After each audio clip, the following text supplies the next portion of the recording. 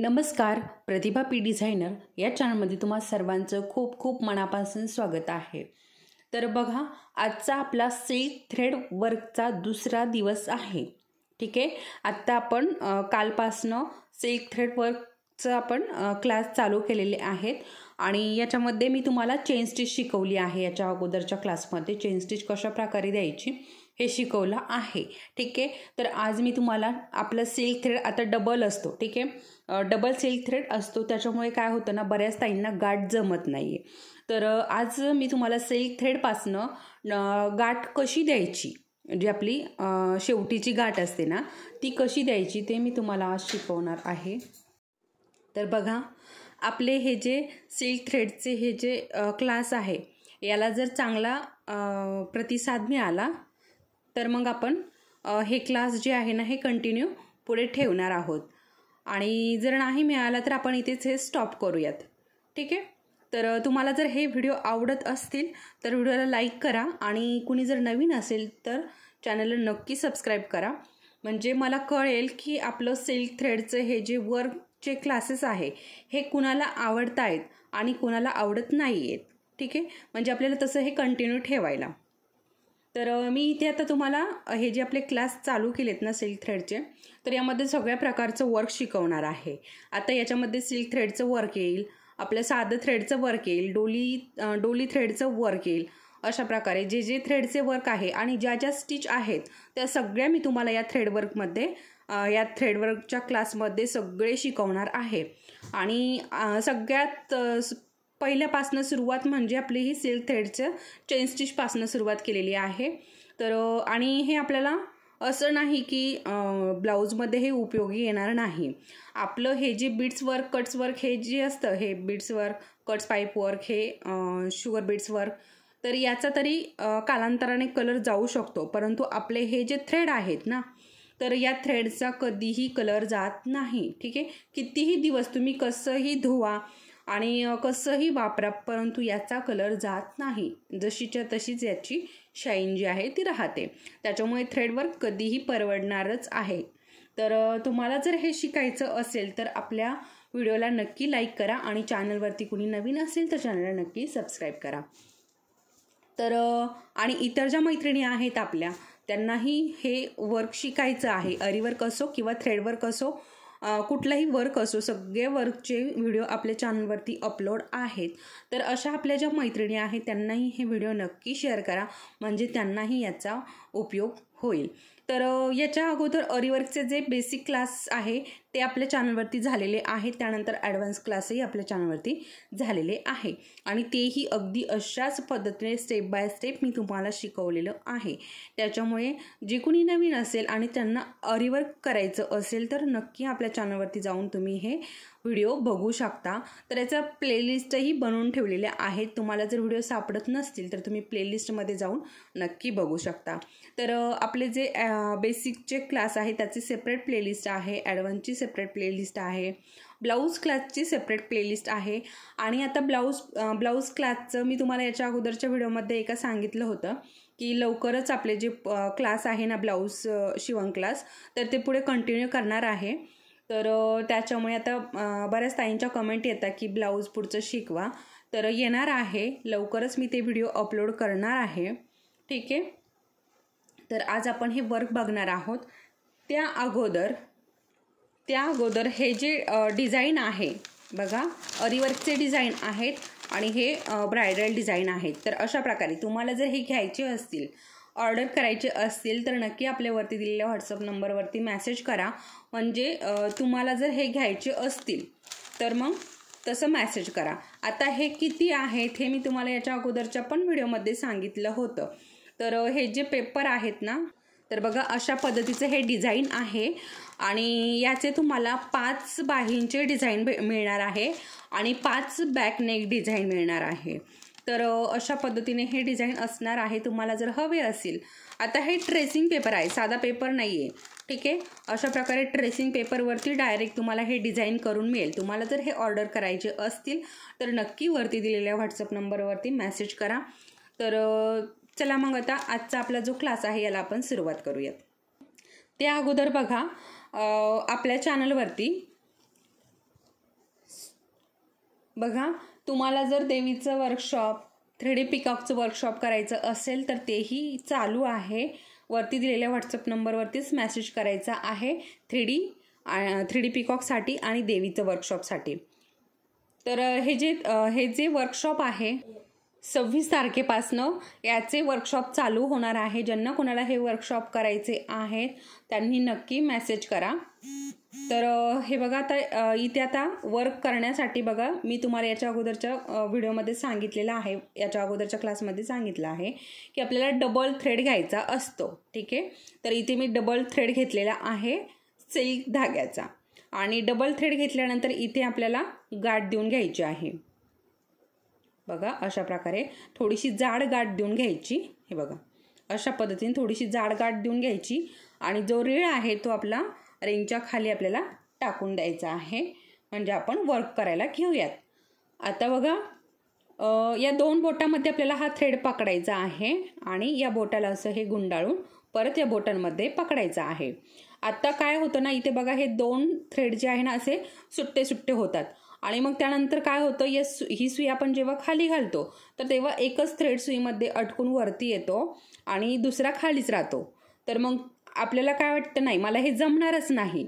ठीक आहे, तर असं होऊ नये यासाठी बघा, हे बघा, आता असे हे 2 सुट्टे सुट्टे झालेले आहेत ना थ्रेड, तर याला थोडंसं असं हाताने, हे बघा, असं हाताने थोडंसं असं फिरवून घ्यायचं. हे बघा, जसं आपण वात बनवतो ना तशी हे असं फिरवून घ्यायचं आणि या बोटांमध्ये पकडायचं.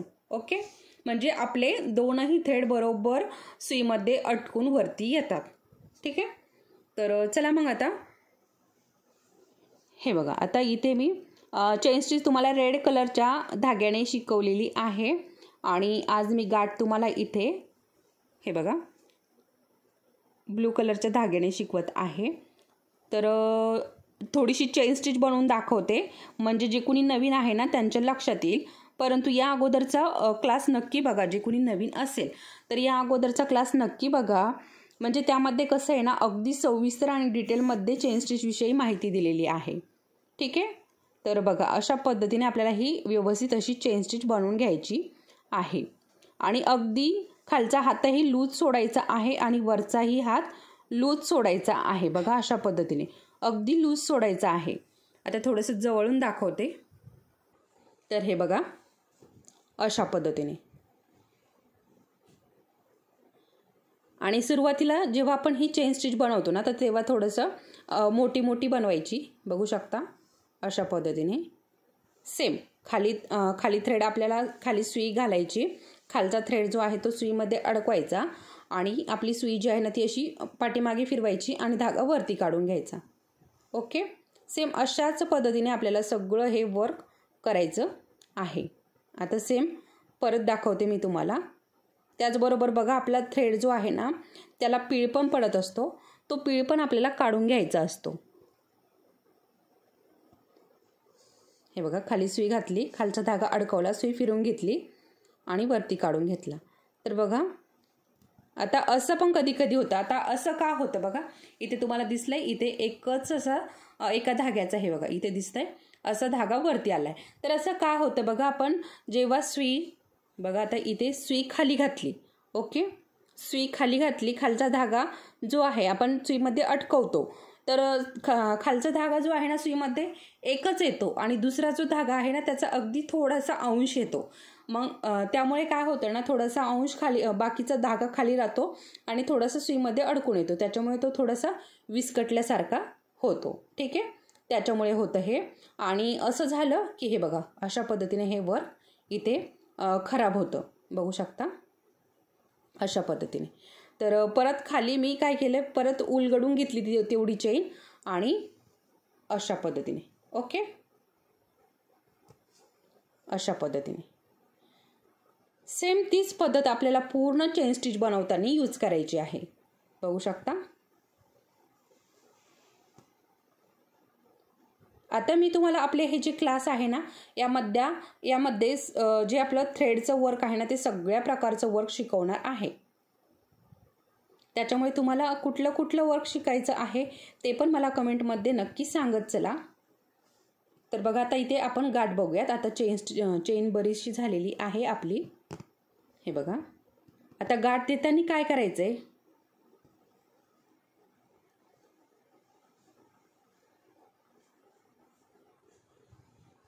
हे बघा, आता गाठ देताना काय करायचं आहे, खालच्या धाग्याला जो आहे ना तर त्याला व्यवस्थित असा पीळ देऊन घ्यायचा, म्हणजे गाठ देताना आपल्याला प्रॉब्लेम येणार नाही.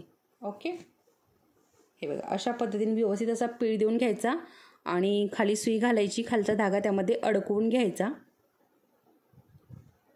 वरती घ्यायचा. बघा, वरती घेतला मी आणि वरती घेतल्यानंतर जो पहिला लूप होता आपला तो परत या सुईमध्ये अशा पद्धतीने अडकून घेतला आणि खालचा धागा खाली ओढून घेतला. बघू शकता, अशा पद्धतीने. ठीक आहे, अशी ही आपली गाठ देण्याची पद्धत आहे. जशी आपण पहिल्या थ्रेडला आपलं हे जरीच्या थ्रेडला गाठ देतो ना, सेम तीच पद्धत आहे. फक्त एक धागा खाली राहतो आणि एकच धागा सुईमध्ये येतो. तर अशा पद्धतीने तुम्ही गाठ नक्की द्या, अजिबात धागा खाली राहणार नाही. फक्त गाठ देताना काय करायचं, खालच्या धाग्याला थोडंसं असं पिळून घ्यायचं.